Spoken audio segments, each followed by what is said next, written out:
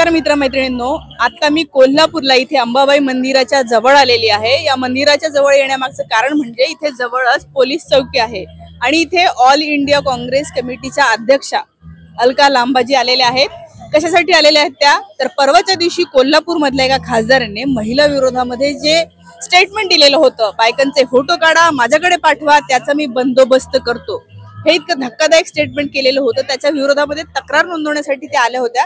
तर आता आपण त्या काय म्हणतायत, त्यांचं काय म्हणणं आहे, काय तक्रार त्यांनी केलेली आहे ते पाहूया।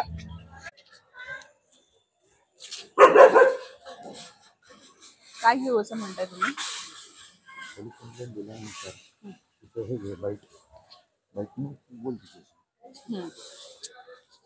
ठीक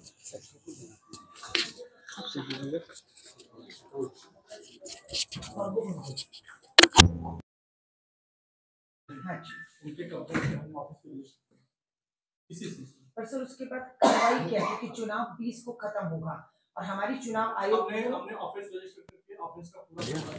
नमस्ते मैम, आप ऑल इंडिया वुमेन्स कांग्रेस के अध्यक्ष हैं और कोल्हापुर में परसों जो महिला के विरोध में बोला गया, फोटो खींचने के बारे में बोला गया, तो आप यहाँ पे किस वजह से आए हैं? हमने देखा कि आपने अभी कंप्लेंट की है, तो उसके बारे में थोड़ा सा विस्तार से बताएं। देखिए, आप सब जानते हैं कि कुछ दिन पहले भाजपा के कोल्हापुर से राज्यसभा सांसद धनंजय महादिक जी ने भरी सभा में हमारी कोल्हापुर की माँ बहन बेटियां जो सभा में थी उन्हें डराने और धमकाने का काम किया। उन्हें ये कहा कि अगर कांग्रेस की सभाओं में जाओगी, किसी की दूसरे की सभा में जाओगी, आपका वीडियो बना रहे हैं, आपका फोटो खींचा जा रहा है, आपको पहचाना जाएगा और आपको सरकारी योजनाओं का लाभ नहीं मिलेगा, आपकी व्यवस्था कर दी जाएगी। ये सब क्या है भाषा?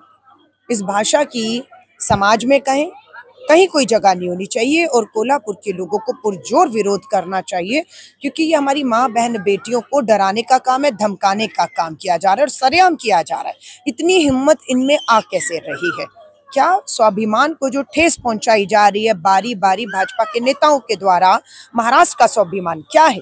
छत्रपति शिवाजी महाराज महाराष्ट्र का मान सम्मान स्वाभिमान है। उनकी मूर्तियों में भ्रष्टाचार होता है, दलाली खाई जाती है, मूर्तियां धाराशायी होती है, कितने स्वाभिमान भावनाओं को ठेस पहुंची। दूसरा, फिर ये बाबा साहब अंबेडकर जी का संविधान लाल किताब को फडणवीस जी कहते हैं ये लाल क्रांति, ये नक्सलवाद और उसको आतंकवाद से जोड़ देते हैं, एकदम से संविधान का अपमान होता है।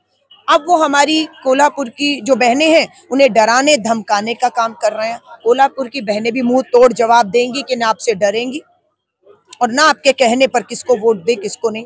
मैं इवन कि यहाँ ये कहना चाहती हूँ कि जो उस सभा में थी वो भाजपा की महिलाएं थी और मैं उनको सलाम करती हूँ। उन भाजपा की महिलाओं ने उस सभा में अपने भाजपा के सांसद का, धनंजय जी का विरोध किया कि आपने ये गलत किया है, क्योंकि ये बात है पार्टी से ऊपर उठने की। और मैं उन बहनों को सलाम करती हूँ और उन बहनों को कहती हूँ, कांग्रेस की गठबंधन की सरकार आ गई, आप चिंता मत करिएगा। हम ये नहीं कहेंगे हमारी सरकार आ गई तो आपका हम योजनाओं का लाभ छीन लेंगे, नहीं, आपका भी उतना ही हक होगा, हम भाजपा की बहनों को भी देंगे।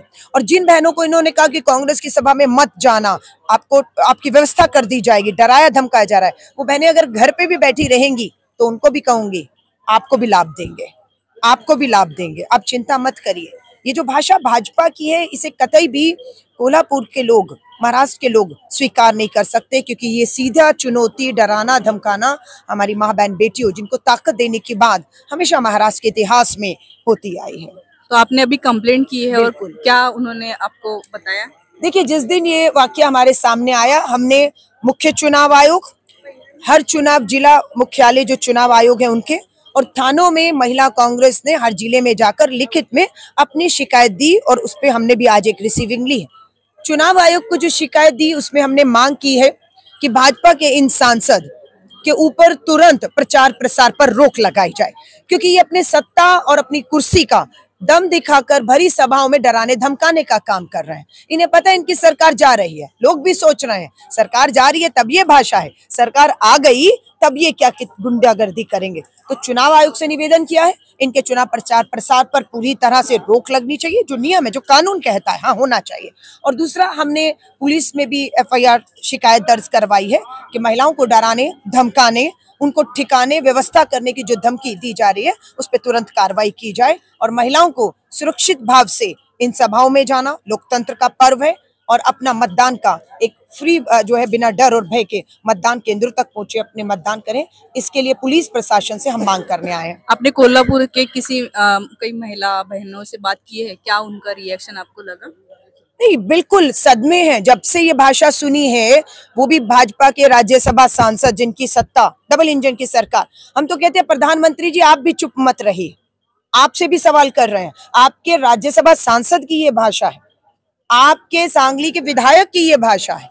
सरेआम जनसभाओं में कोल्हापुर की माँ बहन बेटियों को कह रहे हैं, सांगली की माँ बहन बेटियों को, महाराष्ट्र की, कि आप कांग्रेस की सभाओं में मत जाइए, आपको व्यवस्था कर दी जाएगी, वरना आपको योजनाओं का लाभ छीन लिया जाएगा। तो प्रधानमंत्री जी बेटियां बचाओ नारे खोखले साबित हो रहे हैं आपकी बेटियों पर कोई हमला कर रहा है महाराष्ट्र की, तो मोदी जी, प्रधानमंत्री जी, कोई और नहीं, आप ही के सांसद, आप ही के विधायक हमारी बेटियों पर हमला कर रहे हैं और आप चुप नहीं बैठ सकते। अगर प्रधानमंत्री जी बेटियां बचाने आगे नहीं आए तो ये समझ लीजिएगा आज बेटियों के साथ जो अन्याय, अत्याचार, या आपके थाने के बदलापुर में नर्सरी में पढ़ने वाली बच्ची के साथ भी जो अपराध हुआ है, साफ दिखता है आपकी चुप्पी प्रधानमंत्री जी, आपकी खामोशी, आपकी सहमतियां बनी हुई हैं। इसलिए महाराष्ट्र की पवित्र धरती पर, छत्रपति शिवाजी महाराज की धरती पर ये जघन्य अपराध कम होने के बजाय बढ़ रहे हैं।